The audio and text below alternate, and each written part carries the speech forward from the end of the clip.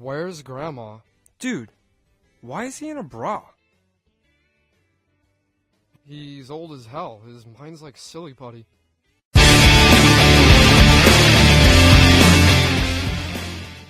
Good evening, I am your host Marlon Morgan, and you are now tuned in to Respectthenext television. Right now I have a special guest with me, my man Dan the Man, LaRussa. What's up, everybody? Founder of Life After Pride cartoon. So what's up, man? Congratulations on everything. I know it's been a long road. Can you tell me the inspiration behind Life After Pride? Oh yeah, Life After Pride, it's been a lifelong dream actually. I was finally able to pursue my writing career after being laid off from my corporate job. So you know what, one day I came home, I said, you know what, I'm going to invest my money in my own company and make this cartoon, and one thing just led to the next, and Life After Pride went from paper to screen, and now hopefully the big screen. Congratulations. Thank you. So it's a lot of cartoons out there that when I watched it, I saw some inspiration. I saw like a little Family Guy, a little Beavis and Butthead. Maybe I'm wrong, but what's some of the cartoons that inspired you along the way? No, you're definitely on point. Family Guy's style, we want to file because we like the fluidity of it and the realism of it. Whereas South Park, even though it's a great show, it's more like construction-based and shorter characters. So as far as the drawing goes, yeah, I'd say Family Guy, but the actual inspiration for the show loosely comes from our lives that we've led. A lot of the characters we met along the way. It's pretty interesting stuff. I've always said my life's kind of like a cartoon, kind of like a story. Yeah, it's rough, but in a good way. It's fun. It's always a fun ride. So many people see the final product and the glitz and glamour of a big name cartoon, but what's some of the elements and staff that you need in order to get it to the next level? Yeah, no, great question. Basically, everything came together from my animators and my artists. I'm just the writer. Yeah. People don't realize when you actually come up with a story and you write it down on paper and you make a screenplay, that's all it is just a bunch of words and a story. I can't draw for the life of me. I can't animate for the life of me. So I had to hire a staff. Without a doubt, great group of animators. I was really, truly blessed to have them. Very lucky. And my graphic designers. Believe it or not, a 10-minute episode, especially on a budget that I had, which was a medium to low budget, took about 3 months from conception. And that's just basic graphic design without the final product, animation, going into the studio, recording the voiceovers. It's about 90 days worth of work for 10 minutes. So the tour and the hard work behind the cartoon, what's some of the things that you did to just get the product out there? Oh, okay. Well, we did a lot of viral marketing. Basically, I knew that in order to get this word out, I had to actually hit events. And what better events than the New York Comic Con, the Chicago C2E2, MegaCon in Orlando. So I started researching all these different events, what they cost, who I could hook up with to get me in the event, who knows somebody, and I just hit the ground running. Basically, it was a long haul. It was definitely a lot of hard work, but enough of these art events you go to or media conventions, you meet people. Like I met people at WWRL Radio, so we got on the radio here in Manhattan. That helped us out. A good friend of ours, Jeff Strange, works for HBO. He got involved in the project. He's doing one of the main characters' voices, so he got us on his radio show at HBO. It's really it's 7 days a week. It's a lot of hard work. It's a lot of research, a lot of doing your homework, but it's worth it because you're not just going to get the word out just sitting in the house, posting stuff. You got to actually get out there and meet people and do things. And it's amazing what we've been able to do in a year and a half.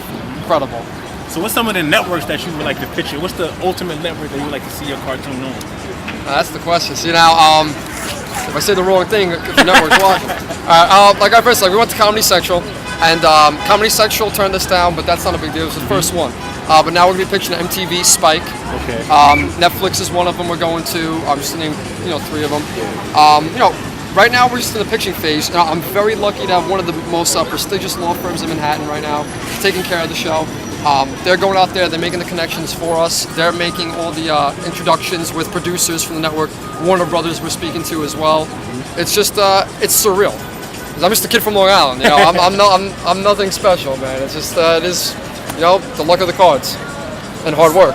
So Life After Pride itself, tell us a little bit about the cartoon, what it's about, some of the characters, storylines for the first season. Yeah, sure. All right, Life After Pride is basically like this whole generation that you have people that refuse to grow up, either from circumstances, such as bad economy, bad job market, or we call it a man-child. A guy or girl that's living in their parents' home in their 30s, still having breakfast cooked for them, laundry done, just refuse to grow up. Scheming, gambling, drinking, whatever they can do to get by the day without depression. Like we have, let's see, the characters. You have one guy, Dave. Dave is a manic depressive pessimist, and what we do is in the show we spoof reality TV and all the bad crap that's out there through Dave's eyes. And you have his cousin who's the contrast, who's the optimist. That's Chip. Chip wears a suit because he believes people in suits make money. Although Chip doesn't make money, he just gambles his dad's money, and he's a Buddhist. So he believes if you believe in good energy comes to you. That's a pretty funny character. Then we got one of the guys, Buddy. He's the redneck alcoholic friend from the South. He burnt down his parents' brewery. He was born in a whiskey barrel. Go figure. And he comes up here to New York. He makes friends with them, but he schemes his whole way. He actually influences them a lot to do a lot of the stupid things they do, along with another character, Roydo, who is another main character. He's the short little Italian guy that everyone knows. He's wearing the wife beater. He's like 4'11". He's always trying to fight somebody. And then you got Angel, who's one of the female leads. She's a stripper school teacher. That's where the show's going. You got a bunch of crazy cast of characters on the show, man. It's all it's adult themed, and it's got a lot of potential. But throughout the first season, can you tell me about some of the experiences on the road, on tour, and some of the events that you guys covered? Yeah, no, of course. It was a wild ride, man. For instance, last year we did the Chicago C2E2. We were there for 4 days. Great experience. Met an awesome group of people. We've been to Florida twice now. Boca Raton was one of them, and then we did the MegaCon. We did the biggest one, which was the New York Javits Center, the Jacob Javits Center right here in New York. Wow. That was incredible. It was like over, I think, 150,000 people. Wow. And that was an amazing experience to have your own booth like that in the center of New York City like that. It was incredible. Now we're just, we're getting ready to tour for the rest of the year. We're looking to get down to San Diego, God willing, and Philadelphia, and it's just it's cool because what it is, like you get to go to these other states. You get the hotel room, you're hanging out with your friends, the people that you work with, the camaraderie with the staff. Yeah, and you just bond, and it's an amazing experience. The people you meet along the way, it's an adventure. Yeah. That's what I look for, man. Like I'm a writer, but I love the adventure of not knowing what's coming next. That'd be the best part. Promotional tour for me. So what is the ultimate goal of Life After Pride? Like 5 years down the line, or maybe 10 years down the line, ultimately? Life After Pride is going to be everlasting. It's going to be the next big thing. Okay. Life After Pride is going to hit you guys, and you're just going to want more of it. With every season, it's going to get wackier, crazier, funnier. We're not going down. This is here to stay. Okay. And trust me, when you see it, it's not going to disappoint. Would you like to branch over to magazines or comics, movies? Oh yeah, well, being a writer, I actually just finished a screenplay, a drama. Okay. That once I get the money from a network, once Life After Pride is bought, I'm going to fund an independent film.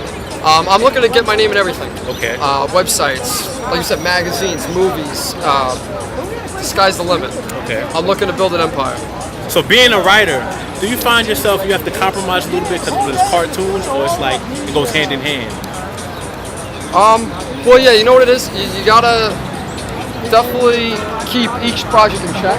There's so much I want to do because I'm always, I'm a writer and I'm always thinking of another story. I'm always thinking of something better, but you have to stay with one thing. So yeah, in a way I am limited, in a good way. I have to stay with Life After Pride right now and just pitch it and stay on it and travel on it.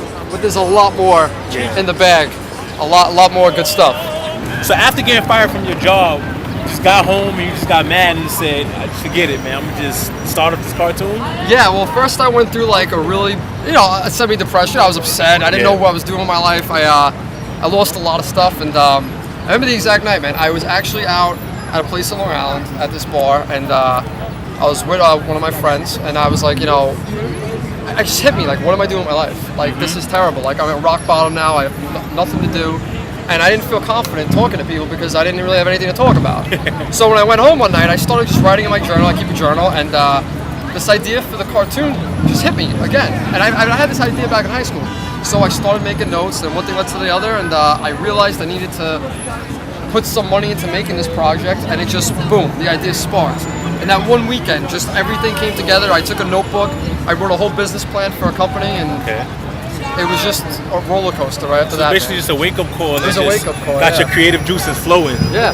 I just didn't like the way I felt, man. I was just feeling like, you know what, like, this isn't what I'm supposed to be doing in my life. I'm supposed to be doing something else. And whatever came together, the hard work, the cards, it was just, it all led to this. Perfectly for you. Yeah. So yeah, this is Life After Pride. This is the next big thing that's coming. We got main character Chip, the gambler, Roydo, the hothead, Uncle Rick, the schemer, Dave the Pessimist, Angel the Stripper, and Buddy the Alcoholic. It is wild. It's got every dysfunctional person you can think of. I have a few members with me from the Life After Pride staff. Just say your name, your duties, and do what you do. First we have... Hi, I'm Julie, and I'm a sales girl for Limit Break Studios. And we go around to like Comic-Con and different events, and I just do promotions and talk to people. My name's Chris Cavana. I'm one of the co-writers on the show, and I do the voices of Chip and Buddy. And I love it. And, I'm Dan LaRussa. I'm the creator of Life After Pride and owner of Limit Break Studios. I also do voice acting for the show. I'm the voice of Dave and Roydo. So anything you want to share with the fans, any social networks, any sites, anything you want to share? Yeah, if you guys want to look us up, it's facebook.com/lifeafterpride and youtube.com/LimitBreakStudio. We're out there. We're here to stay. Local, Long Island, New York. So, fellow New Yorkers, you know what? If you like comedy, come help us out, man. Come check it out before it gets famous. Life After Pride. Thanks for watching. Check us out on YouTube. Life After Pride. It's gonna be crazy. It's an honor to have you, Dan, because this is Respectthenext is all about up-and-coming talents and up-and-coming just personalities that's just on the road to success. So Thank you I'd like very to much. thank you for having me. Thank you so much for having me. It's an honor for me too. On behalf of Respectthenext, over and out.